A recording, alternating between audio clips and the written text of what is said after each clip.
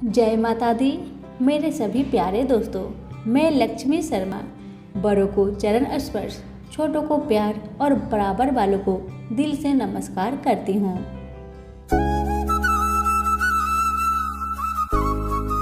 ओम संग शनिश्चराय नमः। आज मैं आप सभी को सुनाऊंगी शनि भगवान की व्रत कथा। शनि भगवान की कथा को श्रद्धा पूर्वक सुनने मात्र से शनि देव की विशेष कृपा की प्राप्ति होती है। एक तरफ जहां शनि देव के अशुभ प्रभाव से व्यक्ति को जीवन में कई तरह की समस्याओं का सामना करना पड़ता है, वहीं शनि के शुभ प्रभाव से व्यक्ति को जीवन में सभी तरह के सुखों की प्राप्ति होती है। तो आइए सुनिए शनि भगवान की यह कथा अगर अच्छी लगे तो लाइक शेयर करना बिल्कुल ना भूले। कथा शुरू करने से पहले सभी मिलकर बोले शनि देव की जय हो।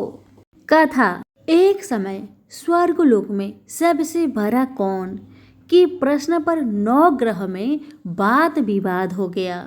विवाद इतना बढ़ा कि परस्पर भयंकर युद्ध की स्थिति बन गई।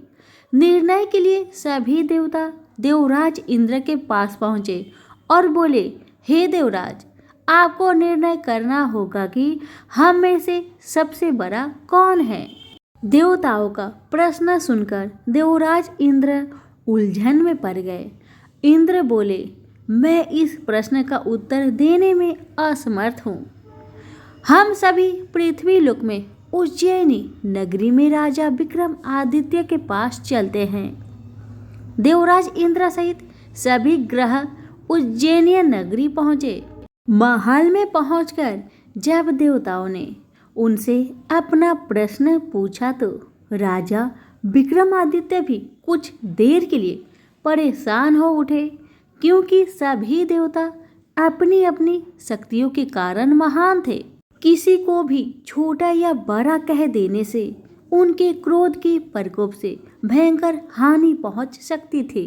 अचानक राजा विक्रमादित्य को एक उपाय सूझा और उन्होंने विभिन्न धातुओं स्वर्ण, रजत, कांसा, तांबा, सीसा, रांगा, जस्ता, अभ्रक व लोहे के 9 आसन बनवाए। धातुओं के गुणों के अनुसार सभी आसनों को एक दूसरे के पीछे रखवाकर उन्होंने देवताओं को अपने अपने सिंहासन पर बैठने को कहा। देवताओं के बैठने के बाद राजा विक्रमादित्य ने कहा, आपका निर्णय तो स्वयं हो गया। जो सबसे पहले सिंहासन पर विराजमान है वही सबसे बड़ा है।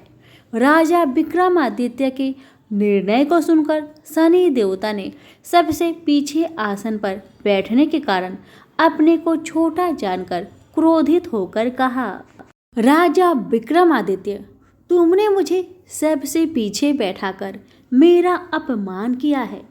तुम मेरी शक्तियां से परिचित नहीं हो। मैं तुम्हारा सर्वनाश कर दूंगा। शनि देव ने कहा, सूर्य एक राशि पर 1 महीने, चंद्रमा 2.25 दिन, मंगल 1.5 महीने, बुध और शुक्र 1 महीने, बृहस्पति 13 महीने रहते हैं। लेकिन मैं किसी राशि पर 7.5 वर्ष 7.5 तक रहता हूँ। बड़े बड़े देवताओं को मैंने अपने प्रकोप से पीड़ित किया है। राम को 7.5 के कारण ही वन में जाकर रहना पड़ा और रावण को 7.5 के कारण ही युद्ध में मृत्यु का शिकार बनना पड़ा। राजा, अब तू भी मेरे प्रकोप से नहीं बच सकेगा। इसके बाद अन्य ग्रहों के देवता तो प्रसन्नता के साथ चले गए, परंतु शनिदेव बड़े क्रोध के साथ वहां से विदा हुए। राजा विक्रमादित्य पहले की तरह ही न्याय करते रहे। उनके राज्य में सभी स्त्री पुरुष बहुत आनंद से जीवन यापन कर रहे थे। शनिदेव अपना अपमान नहीं भूले। एक दिन राजा की परीक्षा लेने शनिदेव घोड़े के व्यापारी के रूप में राज्य पहुँचे। जब राजा विक्रमादित्य को इस बात का पता चला तो उन्होंने अपने अश्वपाल को कुछ घोड़े खरीदने के लिए भेजा। घोड़े बहुत कीमती थे। अश्वपाल ने जब वापस लौटकर इस संबंध में बताया तो राजा विक्रमादित्य ने स्वयं आकर एक सुंदर व शक्तिशाली घोड़े को पसंद किया। घोड़े की चाल देखने के लिए राजा उस घोड़े पर सवार हुए तो वह घोड़ा बिजली की गति से दौड़ पड़ा। तेजी से दौड़ता घोड़ा राजा को दूर एक जंगल में ले गया और फिर राजा को वहां गिराकर जंगल में कहीं गायब हो गया। राजा अपने नगर को लौटने के लिए जंगल में भटकने लगा, लेकिन उन्हें लौटने का कोई रास्ता नहीं मिला। राजा को भूख प्यास लगाई। बहुत घूमने पर उसे एक चारवाहा मिला। राजा ने उससे पानी मांगा। पानी पीकर राजा ने उस चारवाहे को अपनी अंगूठी दे दी। फिर उससे रास्ता पूछकर वह जंगल से निकलकर पास के नगर में पहुंचा। राजा ने एक सेठ की दुकान पर बैठकर कुछ देर आराम किया। उस सेठ ने राजा से बातचीत की तो राजा ने उसे बताया कि मैं उज्जैनी नगरी से आया हूँ। राजा के कुछ देर दुकान पर बैठने से सेठ जी की बहुत बिक्री हुई। सेठ ने राजा को बहुत भाग्यवान समझा और खुश होकर उसे अपने घर भोजन के लिए ले गया। सेठ के घर में सोने का एक हार खूंटी पर लटका हुआ था। राजा को उस कमरे में छोड़कर सेठ कुछ देर के लिए बाहर गया। तभी एक आश्चर्यजनक घटना घटी। राजा के देखते देखते सोने की उस हार को खूंटी निगल गई। सेठ ने कमरे में लौटकर हार को गायब देखा तो चोरी का संदेह राजा पर ही किया, क्योंकि उस कमरे में राजा ही अकेला बैठा था। सेठ ने अपने नौकरों से कहा कि इस परदेसी को रस्सियों से बांधकर नगर के राजा के पास ले चलो। राजा ने विक्रमादित्य से हार के बारे में पूछा तो उसने बताया कि उसके देखते ही देखते खूंटी ने हार को निगल लिया था। इस पर राजा ने क्रोधित होकर चोरी करने के अपराध में विक्रमादित्य के हाथ पांव काटने का आदेश दे दिया। राजा विक्रमादित्य के हाथ पांव काटकर उसे नगर की सड़क पर छोड़ दिया गया। कुछ दिन बाद एक तेली उसे उठाकर अपने घर ले गया और उसे अपने कोल्हू पर बैठा दिया। राजा आवाज देकर बैलों को हाँकता रहता। इस तरह तेली का बैल चलता रहा और राजा को भोजन मिलता रहा। शनि के प्रकोप की 7.5 पूरी होने पर वर्षा ऋतु प्रारंभ हुई। राजा विक्रमादित्य एक रात मेघ मल्हार गा रहा था कि तभी नगर के राजा की लड़की राजकुमारी मोहिनी रथ पर सवार उस तेली के घर के पास से गुजरी। उसने मेघ मल्हार सुना तो उसे बहुत अच्छा लगा और दासी को भेजकर गाने वाले को बुला लाने को कहा। दासी ने लौटकर राजकुमारी को अपंग राजा के बारे में सब कुछ बता दिया। राजकुमारी उसके मेघ मल्हार से बहुत मोहित हुई, अतः उसने सब कुछ जानकर भी अपंग राजा से विवाह करने का निश्चय कर लिया। राजकुमारी ने अपने माता पिता से जब यह बात कही तो वे हैरान रह गए। रानी ने मोहिनी को समझाया, बेटी तेरे भाग्य में तो किसी राजा की रानी होना लिखा है, फिर तू उस अपंग से विवाह करके अपने पांव पर कुल्हाड़ी क्यों मार रही हो। राजकुमारी ने अपनी जिद नहीं छोड़ी।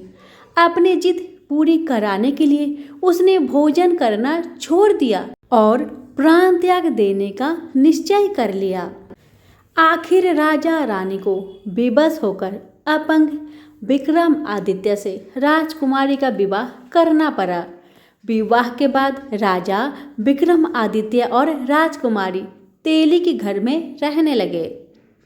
उसी रात स्वप्न में शनि देव ने राजा से कहा, राजा तुमने मेरा प्रकोप देख लिया, मैंने तुम्हें अपने अपमान का दंड दिया है। राजा ने शनिदेव से क्षमा करने को कहा और प्रार्थना की, हे शनिदेव, आपने जितना दुख मुझे दिया है अन्य किसी को न देना। शनिदेव ने कुछ सोचकर कहा, राजा मैं तुम्हारी प्रार्थना स्वीकार करता हूँ।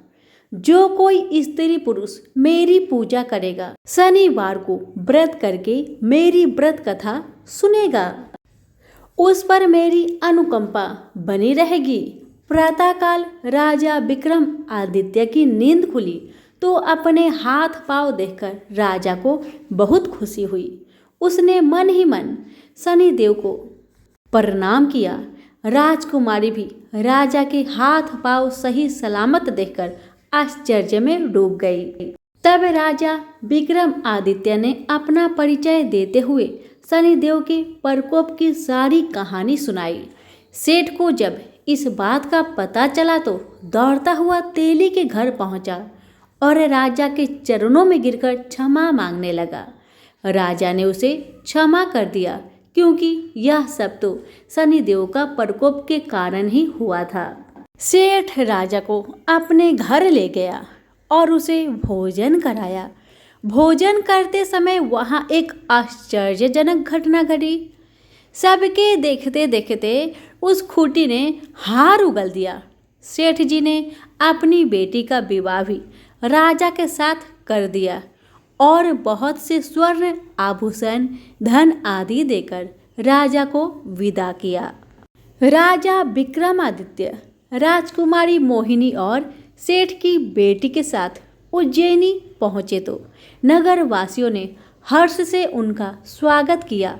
अगले दिन राजा विक्रमादित्य ने पूरे राज्य में घोषणा कराई कि शनिदेव सब देवों में सर्वश्रेष्ठ है। प्रत्येक स्त्री पुरुष शनिवार को उनका व्रत करे और व्रत कथा अवश्य सुने। राजा विक्रमादित्य की घोषणा से शनिदेव बहुत प्रसन्न हुए। शनिवार का व्रत करने और व्रत कथा सुनने के कारण सभी लोग की मनोकामनाएं शनिदेव की अनुकंपा से पूरी होने लगी। सभी लोग आनंद पूर्वक रहने लगे। तो प्रेम से बोलिए शनि भगवान की जय हो। कथा अच्छी लगे तो लाइक शेयर करना बिल्कुल ना भूले। आप सभी का बहुत बहुत धन्यवाद।